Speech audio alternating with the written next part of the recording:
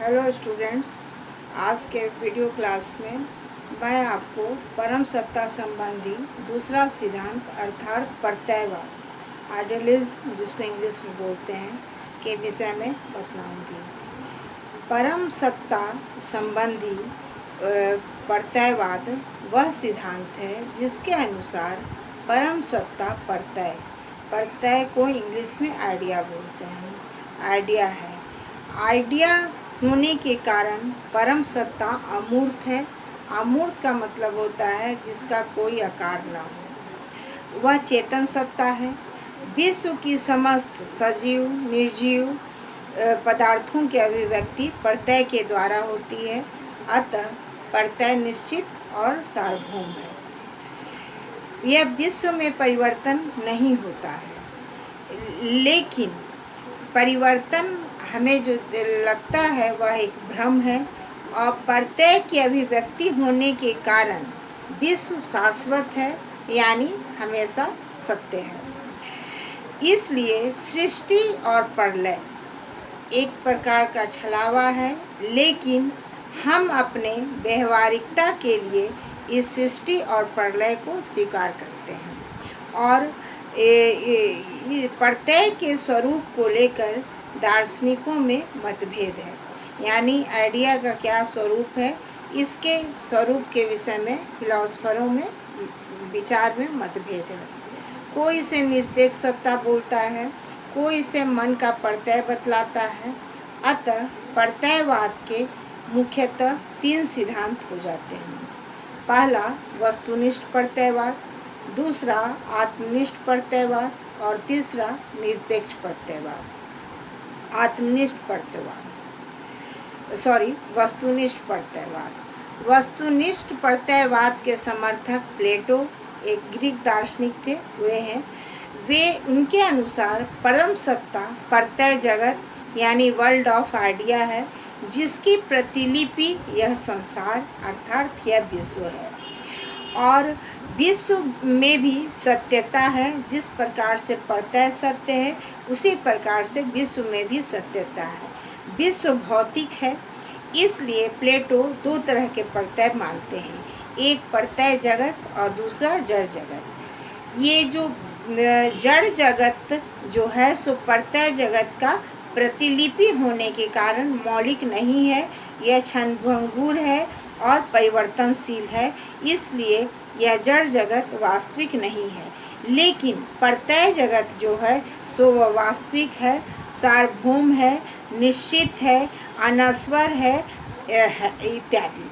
प्रत्ययों की अपनी दुनिया होती है और सभी प्रत्यय सामान्य होते हैं। जैसे मनुष्य में मनुष्यत्व समान है, जिसके कारण संसार के जितने भी मनुष्य हैं इस गुण के कारण मनुष्य के कैटेगरी में आते हैं। जैसे ले लीजिए लाली एक सामान्य प्रत्यय है, यानी जनरल आइडिया है, और इसके अंतर्गत जितने भी वस्तुओं में लाल रंग पाया जाता है वह उस प्रत्यय के अंतर्गत आता है। अतः ये सामान्य प्रत्यय जो हैं सो अनेक हैं और स्वतंत्र हैं, और ये सभी जो विश्व में अनेक प्रत्यय माने जाते हैं वे श्रृंखलाबद्ध रूप में हैं। इनमें निम्न स्तर से लेकर सामान्य उच्चतर स्तर के प्रत्यय होते हैं और जो एक कंटिन्यूटी में बंधे हुए होते हैं। इसमें सबसे उच्चतम स्तर सर्वोच्च प्रत्यय है, यानी इस सर्वोच्च प्रत्यय को प्लेटो ने इस सर्वोच्च प्रत्यय को प्लेटो ने ईश्वर कहा है, और प्लेटो ने सभी प्रत्ययों का आधार ईश्वर को बतलाया है, और ईश्वर ही शुभ प्रत्यय है, यानी आइडिया ऑफ गुड ईश्वर है। अब आ जाइए आत्मनिष्ठ प्रत्ययवाद। आत्मनिष्ठ प्रत्ययवाद के समर्थक वेस्टर्न फिलोसफर बर्कले हैं। बर्कले के अनुसार अस्तित्व उसी का होता है जिसका प्रत्यक्ष होता है, अर्थात इनका सिद्धांत है इसे इस परसिपी, अर्थात जिसका अस्तित्व है उसी का प्रत्यक्ष है। जैसे हम कोई टेबल को देखते हैं तो टेबल के जो आकार हैं, रंग हैं इत्यादियों का प्रत्यय का हमें ज्ञान होता है। और ये प्रत्यय जो होते हैं ये वो विभिन्न प्रकार के होते हैं, अर्थात टेबुल के गुणों का संघात है। और टेबुल जो गुणों का संघात है उसके रंग रूप इत्यादि का प्रत्यय हमें आता है, और तब हम उस टेबुल को जानते हैं। इसलिए गुण हमारे मन के प्रत्यय हैं, इसलिए टेबुल प्रत्यय है। और इसी प्रकार संसार में जितनी भी वस्तुएं हैं सभी का ज्ञान प्रत्यय यानी आइडिया के द्वारा होता है। और ये जो ज्ञान है मनुष्य को इंद्रिय अनुभव के द्वारा होता है। और इसीलिए उन्होंने आत्मनिष्ठ प्रत्ययवाद के समर्थक जो बर्कले हैं उन्होंने ज्ञान प्राप्त करने का साधन इंद्रिय अनुभव को माना है। दूसरे वो ज्ञान को आत्मनिष्ठ मानते हैं क्योंकि एक ही वस्तु का ज्ञान अलग अलग मनुष्यों को अलग अलग प्रकार से होता है। जैसे मान लीजिए कोई वस्तु जैसे टेबल ही है तो कोई उसको लाल रंग का समझता है, कोई उसको भूरा रंग का समझता है, तो इसलिए वो ज्ञान को जो है स्वात्मनिष्ठ मानते हैं। उसके बाद आ जाइए निरपेक्ष प्रत्ययवाद। निरपेक्षवाद के प्रत्ययवाद के समर्थक हीगल नामक एक दार्शनिक हैं और उन्होंने परम सत्ता को निरपेक्ष सत्य माना है और यह बुद्धिगम्य है। यह अनंत असीम स्वतंत्र सार्वभौम सत्ता है और यह इकाई मात्र है, लेकिन उस विविधता की संभावना बीज रूप में उसमें रचती है और समस्त विश्व इस संभावना की अभिव्यक्ति है। इसलिए विश्व भी बुद्धिगम्य है। उनका सिद्धांत है रियल इज रेशनल और रेशनल इज रियल। हीगल ने अपने निरपेक्ष प्रत्ययवाद की व्याख्या के लिए इस विधि एक द्वंद्वात्मक विधि को अपनाया है और इस विधि में 3 स्तर हैं, वाद, प्रतिवाद और संवाद। निरपेक्ष सत्य सार्वभौम बुद्धि है, वह अपने को अनेक रूपों में क्रमिक रूप में विश्व के रूप में विभक्त करता है और यह सार्वभौम बुद्धि तार्किक अनिवार्यता है। और इस अनिवार्यता को समझने के लिए एक उदाहरण लिया जाता है। निरपेक्ष सत्य या सार्वभौम बुद्धि में निहित मौलिक कारण स्वयं अपने विरोधी धारणा को उत्पन्न करती है। तो ये जो मौलिक धारणा है ये वाद है, उसका विरोधी जो धारणा है वो प्रतिवाद है और वाद और प्रतिवाद में जो समन्वय करता है उसको हम संवाद कहते हैं।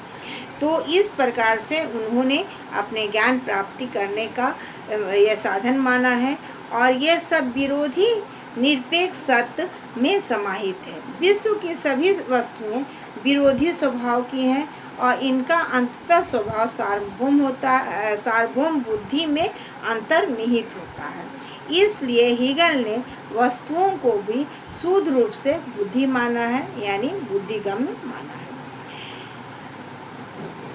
अतः सभी प्रकार के प्रत्ययवाद की एक सामान्य धारणा है कि परम सत्ता प्रत्यय है जो असीम, चेतन, बुद्धिगम्य, सार्वभौम और निरपेक्ष है। वस्तुएं ज्ञाता से स्वतंत्र नहीं है बल्कि ज्ञाता के मन का प्रत्यय मात्र है।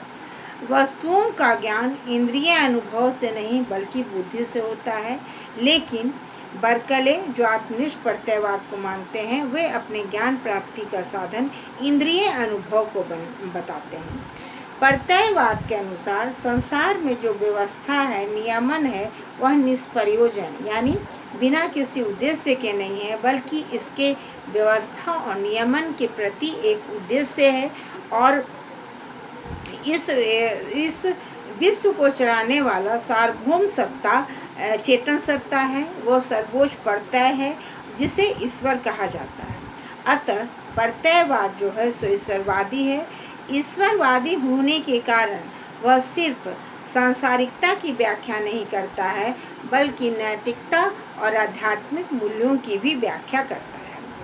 भारतीय दर्शन में भी आध्यात्मिक और नैतिक मूल्य ही विचार के केंद्र हैं। इन मूल्यों का आधार परम सत्ता है और जिसे ब्रह्म या ईश्वर कहा गया है। रामानुज ने भी ब्रह्म परम सत्ता को माना है जिसमें चित्त और अचित्त समाहित है और इससे विश्व की वस्तुएं बनती हैं। तो चित्त है वाद, अचित है प्रतिवाद, और इनके मिलने से जो विश्व बनता है वह संवाद है। लेकिन रामानुज ने निरपेक्ष ब्रह्म नहीं माना, बल्कि ईश्वर है। इस शंकर ने निरपेक्ष ब्रह्म को स्वीकार किया है, और शंकर के अनुसार समस्त विश्व जो है सो निरपेक्ष सत्य की अभिव्यक्ति मात्र है। निरपेक्ष सत्य जो है सो विरोध रहित है, अर्थात उसमें किसी प्रकार का विरोध नहीं है, और उसके सारे विरोध तिरोहित हो जाते हैं, खत्म हो जाते हैं। बौद्ध दर्शन में भी विज्ञानवाद को स्वीकार करता है, और उनके अनुसार भी समस्त विश्व जो है सो विज्ञान की सतत प्रवाह है, और यह प्रवाह आत्मनिष्ठ है। और इस प्रकार भारतीय दर्शन में भी प्रत्ययवाद के तीनों रूप देखने को मिलते हैं। प्रत्यय को एकमात्र सत्य माना जाए तो विश्व की सभी वस्तुएं प्रत्यय मात्र होंगी, अर्थात हम प्रत्यय खाएंगे, प्रत्यय पिएंगे इत्यादि। तो मूर एक वेस्टर्न फिलॉसफर हैं, आधुनिक वेस्टर्न फिलॉसफर हैं, जिन्होंने कॉमन सेंस का प्रतिपादन किया था, और उन्होंने कहा कि यह जो मूल ने इष्ट शब्द के कई अर्थ लगाए। इष्ट का अर्थ होता है, तात्पर्य है कि दो पदों का संयुक्त करता है, यह दो पदों में संबंध स्थापित करता है। तो एक पद उद्देश्य है और एक पद विधेय है। विधेय जो है सो उद्देश्य की विशेषता को बतलाता है, और है शब्द दो पदों में आंतरिक संबंध बतलाता है का तात्पर्य विकल्प है। यदि एक पद है और दूसरा पद है, तो यदि पहला पद नहीं है तो दूसरा पद नहीं है। तो इसमें उन्होंने बर्कले ने है शब्द का स्पष्ट अर्थ नहीं बतला पाया है, और प्रत्यक्ष को अस्तित्व का गुण नहीं हो सकता है। अस्तित्व और प्रत्यक्ष में आंतरिक संबंध नहीं हो सकता है। यदि है संयोजक का रूप है तो अस्तित्व और प्रत्यक्ष में कभी भी संबंध नहीं हो सकता है, और कभी संबंध हो सकता है और कभी नहीं भी हो सकता है।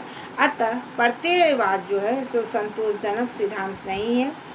दूसरी बात, प्लेटो ने जो प्रत्यय जगत और जड़ जगत दोनों को माना है, और बोला है कि यह जड़ जगत जो है सो प्रत्यय जगत का प्रतिलिपि है, तो यह नहीं बतलाया है कि वह कैसे और क्यों प्रतिलिपि है।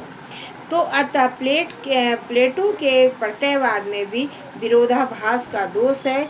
इस प्रकार समस्त वस्तुओं को बुद्धिगम्य मानना भी असंगत है। इसीलिए प्रत्ययवाद जो हीगल ने भी जो द्वंद्वात्मक विधि को अपनाया है, उसका भी वह कोई ठोस आधार नहीं है। अतः प्रत्ययवाद के जो तीनों रूप हैं, वस्तुनिष्ठ, आत्मनिष्ठ और निरपेक्ष प्रत्ययवाद, यह त्रुटि युक्त है। Thank you.